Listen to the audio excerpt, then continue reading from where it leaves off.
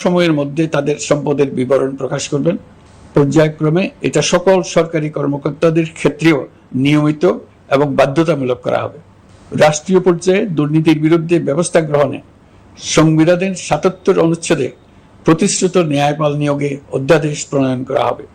এবার কৃষি খাতের কথা একটু বলে, কৃষি নির্ভর বাংলাদেশে কৃষকের স্বার্থ যেন সুরক্ষিত থাকে, কৃষক যেন তার উৎপাদিত পণ্যের ন্যায্য মূল্য পায়, তা নিশ্চিত করা হবে। প্রবাসী শ্রমিকরা যেভাবে বৈষম্য বিরোধী ছাত্র জনতার আন্দোলনকে সমর্থন দিয়েছে, মুক্তিকামী জনগণ তা কৃতজ্ঞ চিত্তে স্মরণ করে। তাদের প্রতি সকল পর্যায়ে সম্মানজনক আচরণ নিশ্চিত করা হবে। বাংলাদেশের স্বাস্থ্য খাত অন্যতম দুর্নীতিগ্রস্ত খাত। জনগণের জন্য পর্যাপ্ত স্বাস্থ্যসেবা নিশ্চিত করার লক্ষ্যে স্বাস্থ্য খাতে প্রয়োজনীয় সংস্কার করা হবে। এই খাতে সংশ্লিষ্ট সকলকে জবাবদিহিতার আওতায় আনা হবে। হাসপাতালগুলোকে আধুনিকায়নের উদ্যোগ নেওয়া হবে এবং সেখানে সরকারি ডাক্তার সহ বিশেষজ্ঞদের নিয়মিত উপস্থিতি নিশ্চিত করা হবে। স্বাস্থ্যসেবা যাতে নির্দিষ্ট কিছু অঞ্চলে কেন্দ্রীভূত না থাকে, দেশের সব অঞ্চলের মানুষ সমান স্বাস্থ্যসেবা পায়, সে লক্ষ্যে প্রয়োজনীয় উদ্যোগ নিতে আমরা বদ্ধপরিকর। বর্তমান প্রজন্ম অনেক বেশি সচেতন। বিশ্বের বিভিন্ন প্রান্তে ঘটে যাওয়া পরিবর্তন বিষয়ে তারা ওয়াকিবহাল শুধু নয়, তারা নেতৃত্ব দিচ্ছে।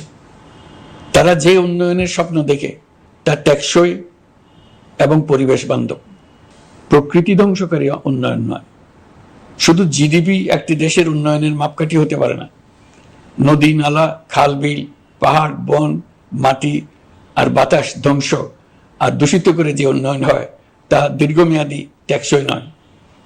জীবাশ্ম জ্বালানির বিরুদ্ধে পরিবেশবাদীদের সাথে আমাদের সরকারের অবস্থান সামঞ্জস্যপূর্ণ। জলবায়ু পরিবর্তন রোধ করতে এবং আগামী প্রজন্মের জন্য সুস্থ একটা পৃথিবী রেখে যেতে কার্বন নিঃসরণ শূন্যের কোঠায় নামিয়ে আনার বিকল্প নেই। আমাদের সরকার পরিবেশ ও জলবায়ু রক্ষায় সর্বোচ্চ গুরুত্ব দেবে। এই কার্যক্রমে তরুণ সম্প্রদায়কে সম্পৃক্ত করা হবে। ইতোমধ্যে বিভিন্ন রাষ্ট্র ও জাতিসংঘ বর্তমান সরকারের কর্মসূচির প্রতি সমর্থন ব্যক্ত করেছে। আমরা সকল রাষ্ট্রের সাথে বন্ধুত্বপূর্ণ সম্পর্ক বজায় রাখব।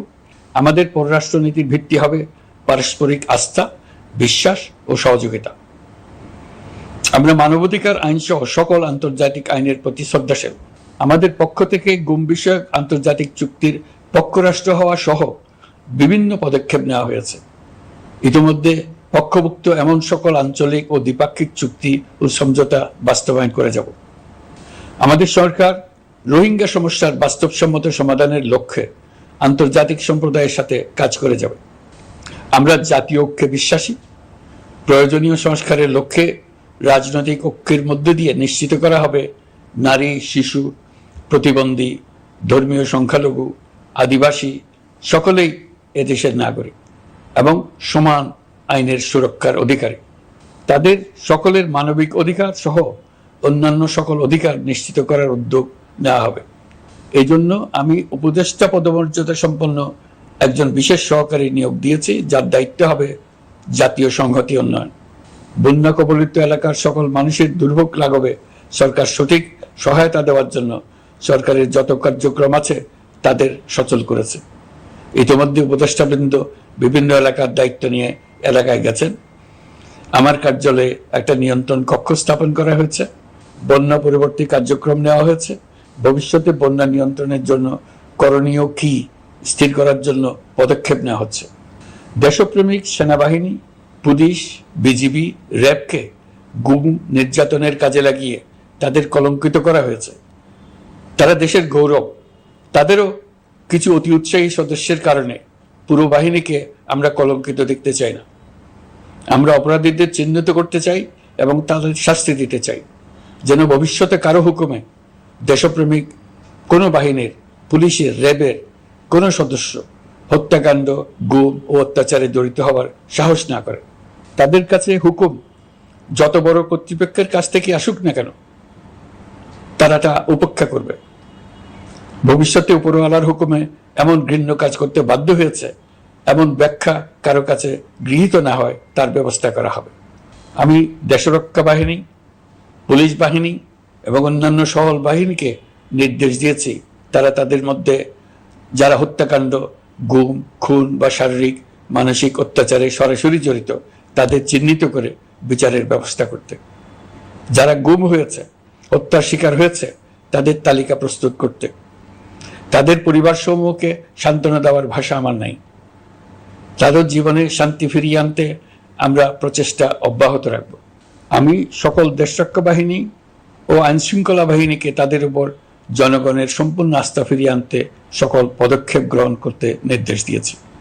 গত 15 বছরের দুর্নীতি, অর্থ পাচার ও জনস্বার্থ বিরোধী চুক্তি স্বাক্ষর, প্রকল্পের নামে লুটপাট ইত্যাদি তথ্য নিয়ে একটি শ্বেতপত্র প্রণয়নের জন্য আমি ইতিমধ্যে একটি কমিটি গঠন করেছি।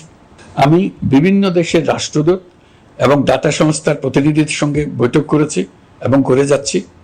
ছাত্র জনতার গণঅভ্যুত্থানের পর দেশ গঠনের জন্য সকল প্রকার আর্থিক অন্যান্য সহযোগিতার জন্য তাদেরকে অনুরোধ জানাচ্ছি। তারা এই ব্যাপারে আগ্রহ দেখাচ্ছে। তাদের কাছে আমাদের প্রস্তাব শুভ প্রণয়ন করে দ্রুত পাঠানোর ব্যবস্থা নিয়েছে। তাদেরকে অনুরোধ জানিয়েছে তারা যেন পরিস্থিতির কারণে অতি দ্রুত অর্থ ছাড় করার ব্যবস্থা নেন। তাদেরকেও বলেছি যে